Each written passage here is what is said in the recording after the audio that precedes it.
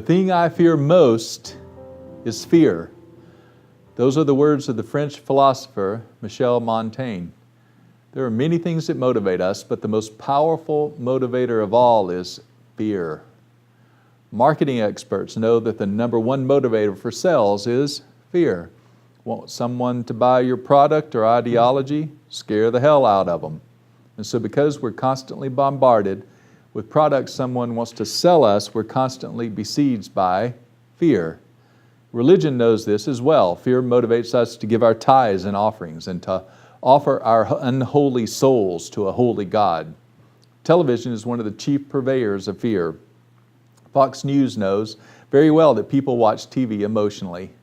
After the news debacle of Katrina, I stopped consuming the mainstream media. So for 9 years, I have been on TV news detox. Unfortunately, at my gym, it's impossible to escape. There are rows upon rows of TVs, and Fox News is the featured channel in my southern ultra-conservative town.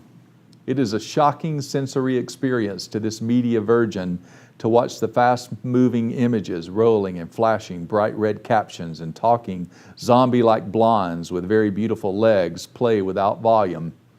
In the space of 30 minutes yesterday, even without audio, they told me to fear for Israel's safety, to fear Iraq and a new Muslim threat, to fear ISIS, to fear Russia, to fear the black uprising in Ferguson, Missouri, to fear our president, to fear a new threatening gay agenda, to fear a deadly tornado warning.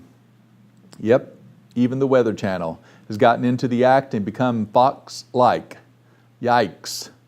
Anxiety is the price of a ticket on this journey called life. No ticket, no journey. No journey, no life. Anxiety disorders rule our culture, such as obsessive-compulsive disorder, post-traumatic stress disorder, generalized anxiety disorder, and phobias. I was stunned to discover that on phobialist.com, there are 400 known phobias, from agoraphobia, the fear of going outside, to zoophobia, the fear of animals. Well, experts say phobias affect about 18% of the adult population, almost 1 out of every 5 people. So my first question, what are the differences between fear, anxiety, and angst? Fear is specific. We fear dogs because we were once bitten. Anxiety is a free-floating disease which usually originates from just the general insecurity we feel in life. The level of that insecurity, the amount of anxiety that may be tapped, is greatly affected by our history. The more troubled our environment, family, and cultural setting, the more free-floating anxiety will be generated. Angst, on the other hand, is present in all of us. It's a function of the fragile human condition. One might define angst as existential anxiety, that is, knowing just how thin the thread by which we hang really is. It's funny how we all contrive ritualized behavior to ward off these dark, nebulous forces.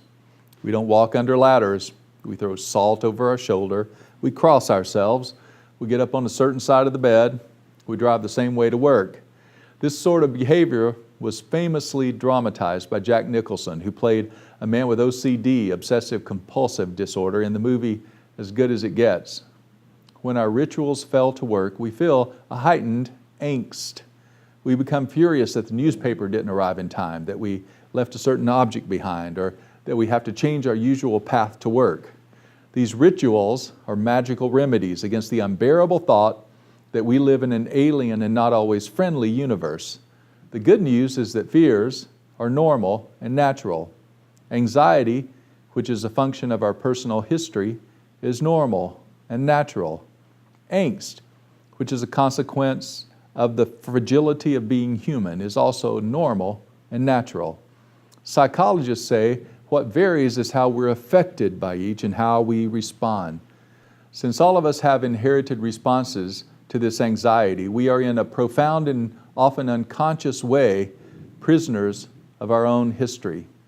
So the first question, what are the differences between fear, anxiety, and angst? This brings up question number 2. So why am I so anxious and fearful? If one or more of the institutions of our life, religion, family, society, school, have mishandled us, they in essence have bound us with chains to the past. We drag the chains of the past like a zombie in a horror movie. We become the living dead. Every time we revisit the mistreatment, whatever it may be, abuse, betrayal, abandonment, it's like the chains are tightened like a vice, and the pain becomes visceral and paralyzing. The questions I ask honestly of myself, what I can manage to face head on and deal with like an adult, can free me from an unconscious bondage to the past and the fears of my childhood. If fears become debilitating, therapy with a wise and trained guide can be helpful. They provide objective and trained questions for our unconscious, for the fears hidden deep within us. They are trained not to tell us the reasons for our fear and anxiety, but rather to gently guide us to our own answers. They know that only when we find and confront fear and anxiety for ourselves are we able to deal with them. We then are able to perceive that something is more important than what we fear. We are more important than what we fear. This is what is meant by courage. So the first question, what are the differences between fear, anxiety, and angst? Question number 2, why am I so anxious and fearful? And question number 3, what is the task that anxiety and fear demands? So what task are we avoiding? There's always a task. We will never conquer all our fears and anxiety. So how do we manage them? Is it possible to get them to work for us?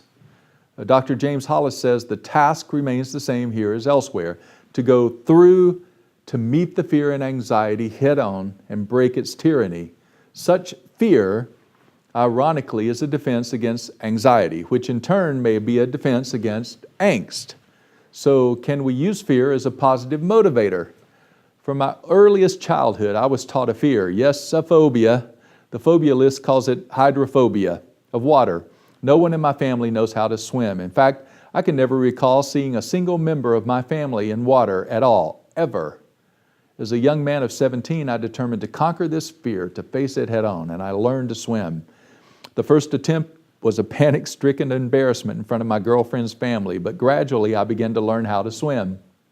Even now, after 40 years of swimming, of finishing triathlons, I fight that panic, that irrational fear. A few years ago, I had the rare opportunity to snorkel the Great Barrier Reef in Australia, and as I drifted farther and farther from the boat and my party, I swam over a sudden underwater cliff that was literally breathtaking. And as I started swallowing water uncontrollably, I suddenly felt an icy fear clench my body, and I felt I was drowning. It was sheer, paralyzing panic. But somehow I quickly told myself, Randy, you have a good life jacket. There's a great guide for your party keeping watch. The water is naturally buoyant, and all you have to do is relax and float. With great inner distress, I took a few huge but controlled breaths, bravely flattened my body over the top of the water, relaxed the best I could, and subsequently enjoyed one of the greatest experiences with nature I've ever had.